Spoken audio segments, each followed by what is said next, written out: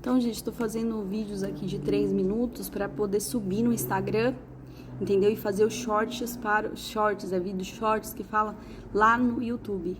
Então, um pouco do meu testemunho para vocês. Então, ali eu senti o milagre de Deus. Eu lembro que quando eu comecei a ouvir o disco do Nami Miranda, era disco ainda, e eu botei a oração, que acho que era 1 hora aquele disco, e eu chorava e eu falava: Senhor, cura minha irmã, abençoa minha irmã, Senhor, protege minha irmã. Eu chorava com muita força e dedicação. Eu me lembro que naquela época meu pai tinha colocado o telefone em casa, entendeu? A gente não tinha internet, a gente só tinha rádio, não tinha TV.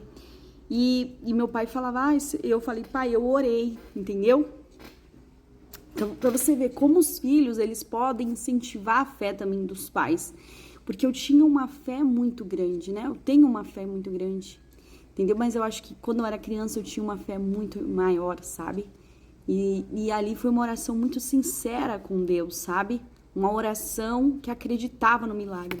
E depois disso eu comecei a ter essa intimidade com Deus, de orar, né? De cantar, de querer fazer o ministério, de ajudar meu pai na evangelização. Gente, eu tenho um monte de folhetinho aqui que meu marido comprou, entendeu? Isso me fez lembrar, porque são coisas que eu queria esquecer, sabe? De quanto eu já me dediquei para essa obra, sabe?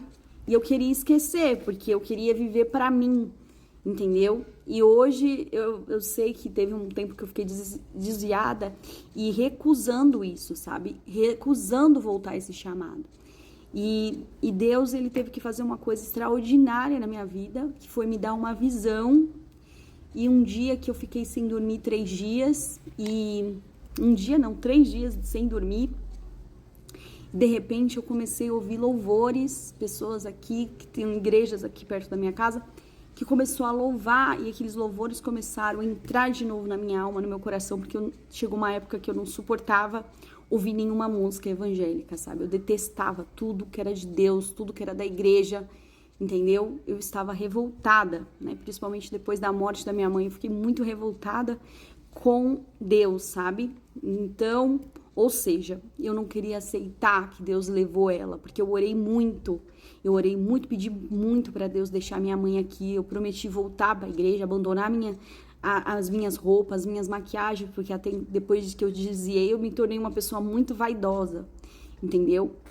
E aí eu prometi isso pra Deus, mas eu vi que depois disso não foi isso que Deus quis de mim, sabe?